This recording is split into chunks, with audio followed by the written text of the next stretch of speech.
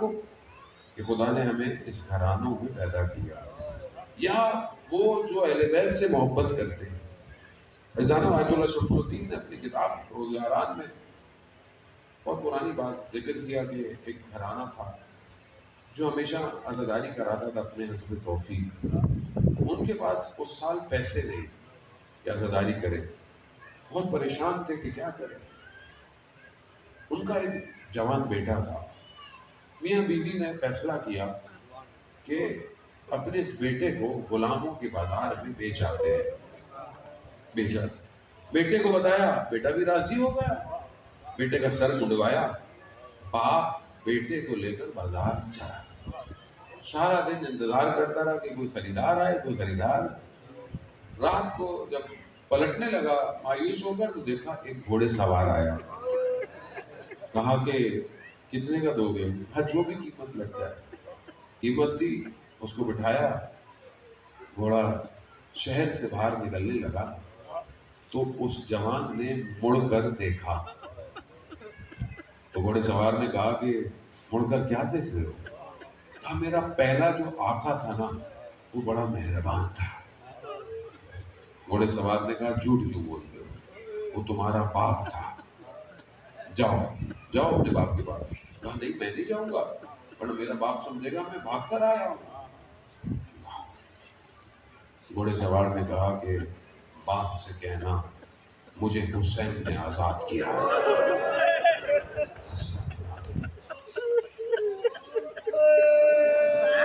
جسے حسین آزاد کر دے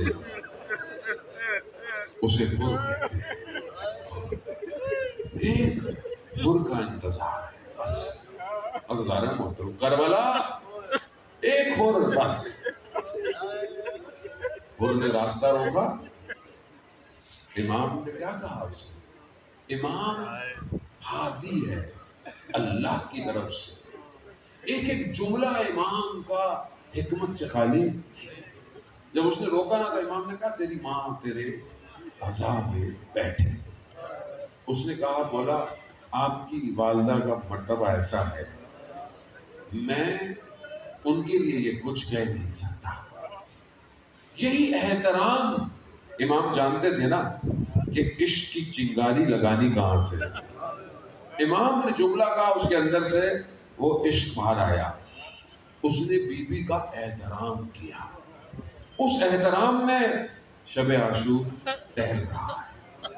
شخص نے پوچھا اور کیا ہوا؟ کہا قرار جنگ نہیں تھی، یہ جو جنگ ہو گئی ہو رہی ہے، صبح کہہ رہے ہیں جنگ ہوگی۔ کہا جنگ کی قرار نہیں تھی۔ کہا اور اگر کوئی مجھ سے پوچھتا نا کہ کوفہ میں شجاع ترین شخص کون ہے، تیرا نام ہے، تجھے کیا ہو گیا ہے؟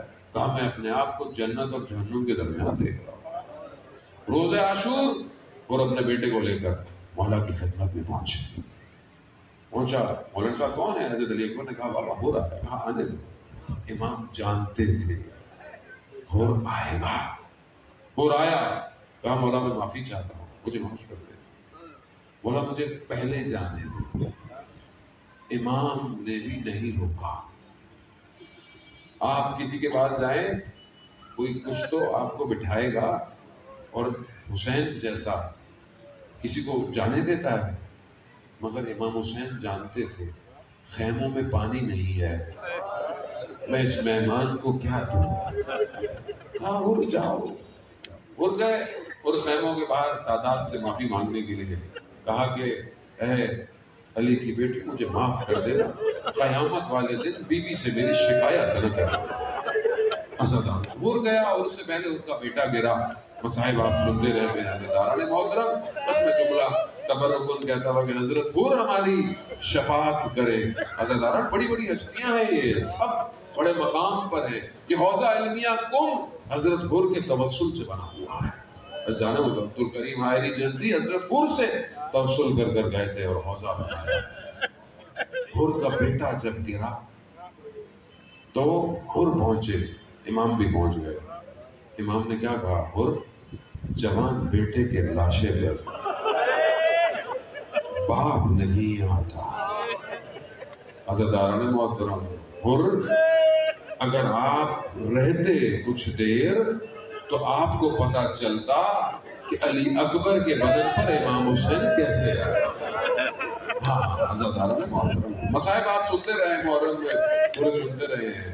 حضرت جمعرات ہے مجھ سے غلطی ہو گئی مجھے، اور شب جمعہ علماء منع کرتے ہیں حضرت علی اکبر کے مصائب، کیا وجوہات ہے علماء۔ پر حضرت یہ قافلہ لٹا ہوا جس طرح مقتل سے گزارا گیا، اسے وہ بی بی جانتی ہے۔ عزیزان محترم، مولانا نے مصائب سنے آپ، اس طرح ہاتھوں کو باندھا کوفہ اور شام کی طرف ہے۔ بس میں ان کا نکلنا تھوڑا سا پڑھ لوں۔ روزے عاشور سب ختم ہو گیا، 11 محرم کو جب ان کو لے کر چلے ہیں، آپ جانتے ہیں کیسے سوار ہوئے یہ۔ علی اکبر نہیں ہے، حضرت عباس نہیں ہے، محمل پہ پردے نہیں ہیں، کس طرح سوار کیا؟ بی بی زینب نے ایک ایک کو سوار کیا۔ خود بی بی کیسے سوار ہوئی ہے ہمیں نہیں پتا۔ ان کو مقتل سے گزارا۔ مقتل کس کو کہتے ہیں؟ جہاں پر سیدہ کے گلشن کے پھول بکھرے پڑے تھے، یہ بکھرے پڑے تھے، مقتل کے پاس سے گزارا۔ بدن کس حالت میں تھے؟ بدن کس حالت میں تھے؟ بدن پامال کیے گئے تھے۔ عصر عاشور کے بعد بدنوں کو پامال کر دیا تھا، لیکن جب ماؤں نے اپنے جگر کے ٹکڑوں کو دیکھا، کہتے ہیں صبر مگر بی بی زینب اپنے بچوں پر نہیں گری، ایک ایسے بدن پہ گری جس کا سر موجود نہیں ہے، خاک اور خون میں غلطی تھا، تیروں کے نیشوں کے نشان، کوئی پہچان نہیں سکتا ہے کس کا ہے، مگر بی بی جانتی تھی یہ خوشبو سے بی بی اپنے بھائی کے بدن پر گری اور پھر خدا کی بارگاہ میں کہا یہ حسین ہے۔ ارے وہ بچی جو باپ کے سینے پہ سوتی تھی، وہ کہتی ہے پھوپھی جان یہ کس کا بدن ہے؟ بچی اپنے باپ کے سینے پر سونے والی پہچان نہ پائی۔ حضرت محترم یہ کارواں نکلا، کہتے ہیں کوفہ میں نیزوں پہ سروں کو بلند کیا گیا۔ جب نیزوں پہ سر بلند ہوئے نا، یہ بچی بابا کو دیکھتی رہی ہے، بچی نے کچھ بولا نہیں ہے۔ بس عزاداران محترم، اب جب یہ سر پہنچا ہے شام، اب یہ بچی دیکھ رہی ہے میرے بابا کے سر کے ساتھ ہو کیا رہا ہے۔ جب یہ شام کے خرابے میں گئی، خدا آپ کی بچیوں کی حفاظت کرے۔ آپ بھی گھر سے نکلتے ہیں نا تو بچی کیا کہتی ہے؟ بابا گھر کعبہ ہو گئے۔ اور جب گھر جاتے ہیں تو بچی سارا دن جو ہوتا ہے وہ اپنے باپ کو سناتی ہے۔ بس اس بچی نے بابا بابا بولنا شروع ہوا۔ عزیزان محترم، جب بابا کا سر آیا نا، دس سے کپڑا ہٹا، مقتل کہتا ہے بچی نے سر کو اٹھایا، ہونٹوں کو ہونٹوں سے لگایا، بچی شروع ہو گئی۔ بابا آپ کے جانے کے بعد خیموں کو آگ لگ گئی، بابا آپ کے جانے کے بعد دامن جل گیا، بابا قانون بدل گیا، یتیموں کے سروں پہ ہاتھ نہیں تھے، تماچے، بابا پانی مانگتے تھے، تماچے پڑتے تھے۔ بابا بابا بابا یہ مجھ سے کہتے تو میں گوشوارے خود دے دیتی۔ یہ کہتے کہتے بچی خاموش ہو گئی۔ اب جا کر کیا دیکھا؟ ایک طرف بچی ہے، ایک طرف سر ہے۔ انا للہ و انا الیہ راجعون۔ میرے بیمار امام نے اسی حالت میں اپنی بہن کو وہیں دفنایا۔ آج تک شام کے زندان سے بچی یہی کہتی ہے، اے میرے بابا کے زائرو، میرے بابا کے حرم پر جانا تو میرا سلام ضرور دینا۔